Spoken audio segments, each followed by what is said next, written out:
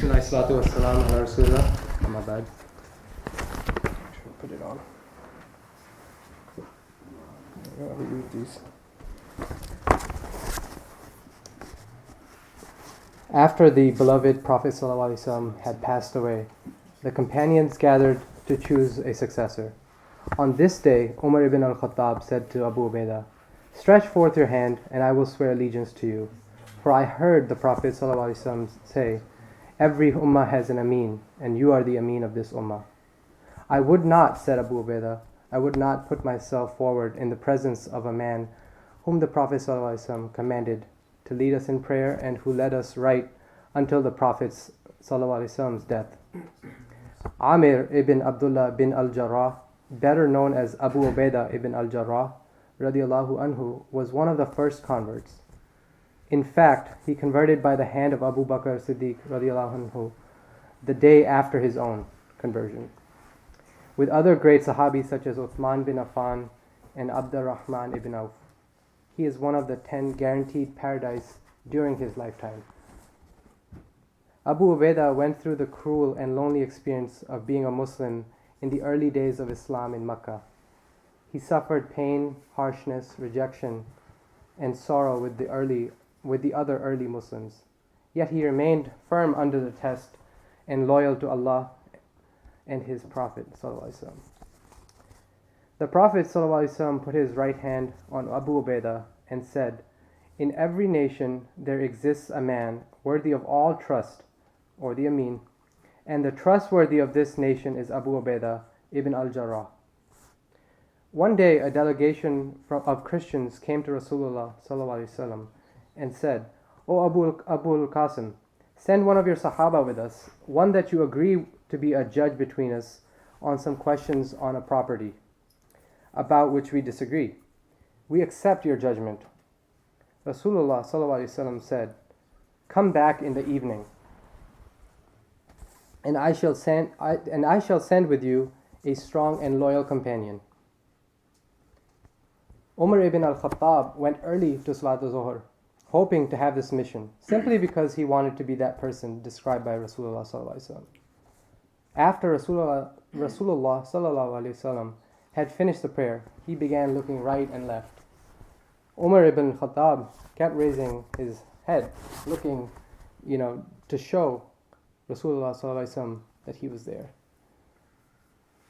He kept raising himself so that he could be seen, but Rasulullah ﷺ kept looking around until he saw Abu Ubaidah.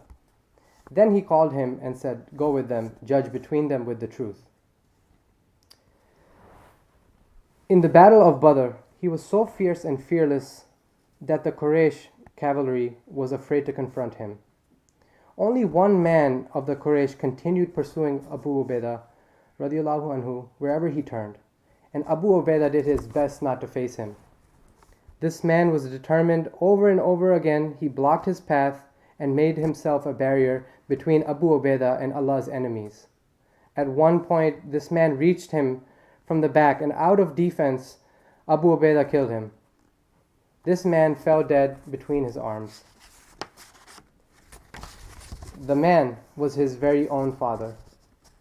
Allah defended his actions in the Surah Mujadala, verse 22. The verse translates to, "You will not find people who believe in Allah and the last day loving those who oppose Allah and His Messenger, even though they be their fathers or their sons or their brothers or their clan. Allah is well pleased with them, and they are well pleased with Him. They are Allah's party. Indeed, is it not Allah's party who are successful?" The Battle of Uhud provided new trials of faith for Muslims. Abu Ubaidah radiallahu anhu remained among the soldiers who decided to fight till the end. In the heat of the battle, Abu Ubaidah radiallahu anhu saw an arrow strike the Prophet ﷺ, who then fell to the ground. Abu Ubaidah rushed towards him and saw that 2 chains of the Prophet ﷺ's armor had gone through his cheeks, causing serious injury and heavy bleeding. It was found that one of the Prophet's molar teeth was broken, his forehead was bashed in, and 2 discs from this shield had penetrated into his cheeks. Abu Bakr went forward with the intention of extracting these discs, but Abu Ubaidah begged him to let him do it. Abu Ubaidah was afraid that he would cause the Prophet pain if he took out the discs with his hand. He bit hard into one of those discs. It was extracted, but one of his front teeth fell out to the ground in the process. Abu Bakr went to take out the second disc, and again Abu Ubaidah pleaded with Abu Bakr to let him do it. Abu Ubaidah, once again using his other front tooth, extracted the other disc and lost that tooth as well. Abu Ubaidah was an exceptional loyal commander. Abu Ubaidah received a message from Medina that Abu Bakr radiallahu anhu had passed away, and Umar bin AlKhattab radiallahu anhu, in his capacity as the new Khalifa, had reappointed him as the commander-in-chief of the army, in place of Khalid bin Walid. Abu Ubaidah told the messenger to keep the message secret as long as the battle was on. After the battle ended, Abu Ubaidah gave the message to Khalid bin Walid radiallahu anhu. Khalid bin Walid radiallahu anhu was astonished. He kissed Abu Ubaidah's forehead and exclaimed, "Why did you not tell me before?" Abu Ubaidah radiallahu anhu replied, "I didn't want to confuse you in the middle of the battle. You know, it's not the worldly things that we look for. We are all brothers."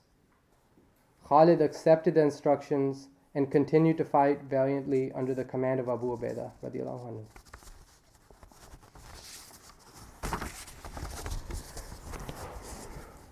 During his visit to Syria, Umar radiallahu anhu entered Abu Ubaidah al-Jarrah's house. At a time of prosperity for all of Muslims, all he saw was that Abu Ubaidah had a jug and a small rug to which he slept on, and he was shocked. Umar radiallahu anhu asked him, "Where are your things?" Abu Ubaidah radiallahu anhu told him, "I have no need for this." Umar began to cry. He said, "You are an Amir. You should not live like this." Abu Ubaidah said, "I told you that you would hurt your eyes looking at my situation." Abu Ubaidah radiallahu anhu was a man concerned with the progression of the Ummah, yet maintained simplicity in his life. He never let that enter his heart. Umar radiallahu anhu said to him, "The dunya has changed all of us except you, Abu Ubaidah." Abu Ubaidah remained loyal to Umar all his life. He did not disobey him except once.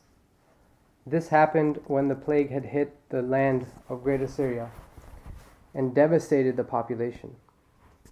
Umar radiallahu anhu quickly dispatched a messenger to Abu Ubaidah radiallahu anhu with a letter saying, "I am in urgent need of you. If my letter reaches you at night, I strongly urge you to leave before the dawn. If this letter reaches you during the day, I strongly urge you to leave before evening and hasten to me." When Abu Ubaidah bin al-Jarrah radiallahu anhu received Umar's letter, he said, "I know why the Amir al-Mu'mineen needs me. He wants to secure the survival of someone who, however, is not eternal." So he wrote to Umar radiallahu anhu, "I know that you need me, but I am in an army of Muslims, and I have no desire to save myself from what is afflicting them. I do not want to separate myself from them until Allah wills. So when this letter reaches you, release me from your command and permit me to stay on." When Umar radiallahu anhu read this letter, his eyes filled with tears, and those who were with him asked, "Has Abu Ubaidah died, O Amir al-Mu'mineen?" "No," he said, "but death is near to him." This was one instance where he disobeyed the Khalifa, but because he put the teachings of the Rasul sallallahu alaihi wasallam in front, that is to stay in an area where there is a plague until it has passed.